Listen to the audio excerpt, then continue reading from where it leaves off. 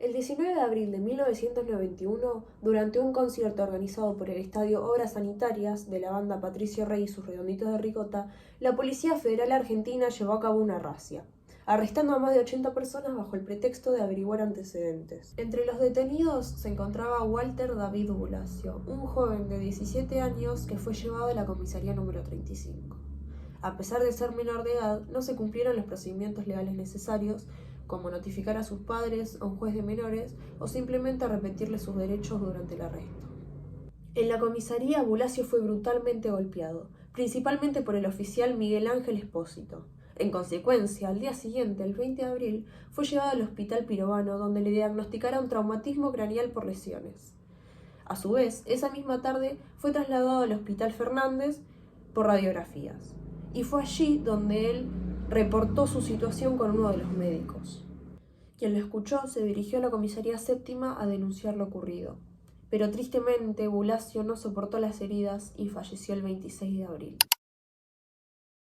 Para ponernos en contexto, deberíamos aclarar que para la época de los 90 en nuestro país, las razzias estaban relacionadas a una estrategia de control social y represión que provenía de la dictadura militar.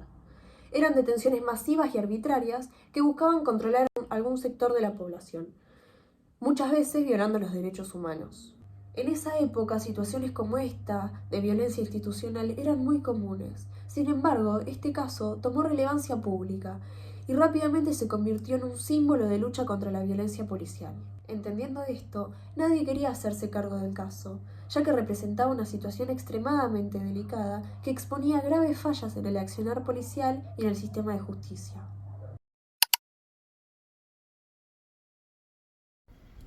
Bueno, voy a explicar en particular del caso Bulacio versus Argentina las normativas vigentes involucradas en el mismo en la sentencia de la Corte Interamericana de Derechos Humanos. Las principales normas involucradas de la Convención Americana sobre Derechos Humanos fueron las siguientes.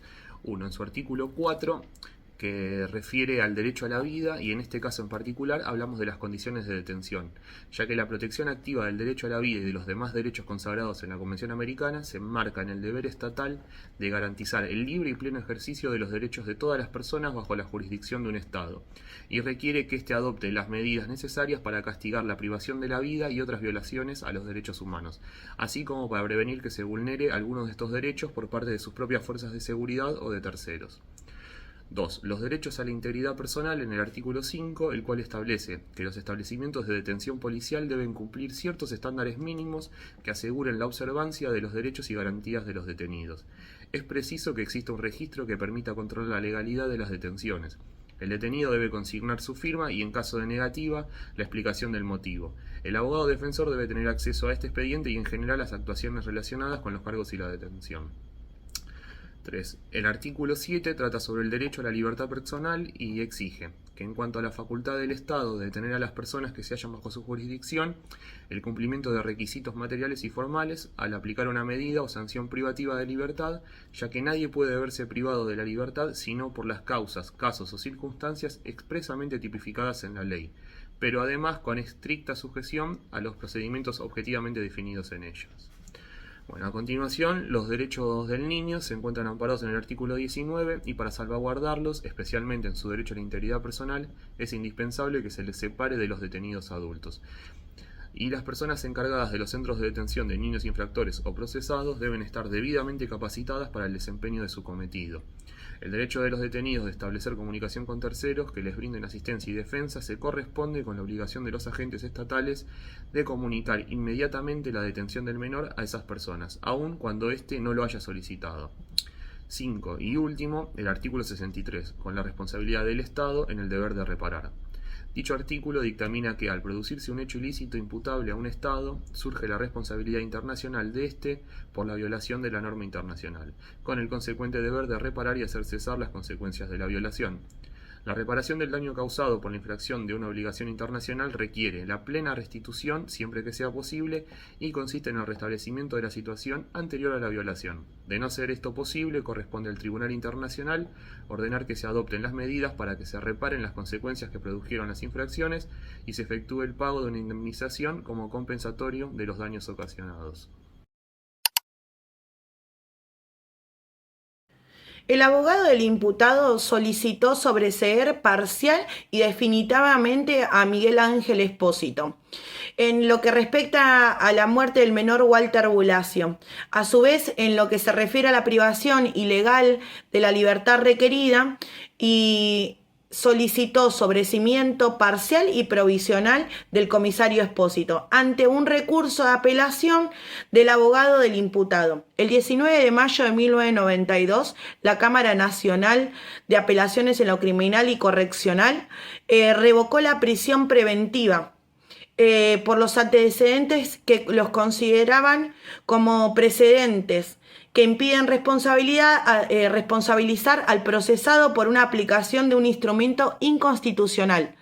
Miguel Ángel Espósito pudo o no ser consciente de ello y basado a su conducta se ajustó a las prácticas habituales vigentes.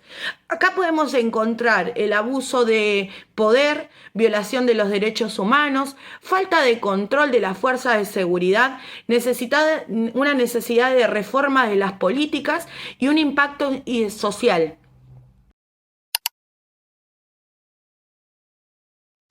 La decisión del tribunal se centra en la responsabilidad internacional del Estado argentino. Determinó que el Estado argentino era responsable por la violación de varios artículos de los derechos humanos de la Convención Americana, artículo 4, derecho a la vida, artículo 5, derecho a la integridad personal, artículo 7, derecho a la libertad personal, artículo 19, derechos del niño, artículo 8, garantías judiciales, y artículo 25, protección judicial. Se determinó que Bulacio había sido privado ilegalmente de su libertad y que no se había informado a su familia ni al juez. Estableció reparaciones tanto económicas a sus familiares como la orden de seguir con la investigación y sancionar a los responsables, así como también se ordenó al Estado que pagara las costas y gastos judiciales. El Estado argentino debe garantizar que hechos similares no vuelvan a ocurrir y se deben respetar los derechos humanos.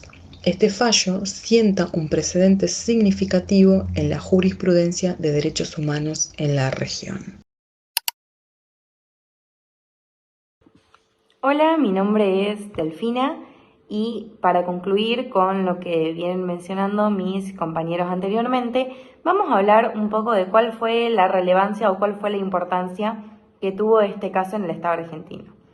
Como ya sabemos, Walter David Bulacio era menor, sufrió de una privación ilegítima de su libertad, no actuó ningún juez competente, recibió diversas torturas que posteriormente le causaron la muerte y sabemos que la Corte Suprema de Justicia de la Nación solamente juzgó a uno de los comisarios involucrados, al comisario Miguel Ángel Espósito, y solamente por privación ilegítima de la libertad. Bien, ¿qué es lo que sucede a partir de allí? La Comisión Interamericana de Derechos Humanos interviene llevando la demanda a la Corte Interamericana de Derechos Humanos, donde se decide y a partir de allí se amplía el deber del Estado de investigar y sancionar las violaciones a los derechos humanos. También, y no menos importante, se empieza a hablar de que las normas internas no pueden superponerse al derecho internacional.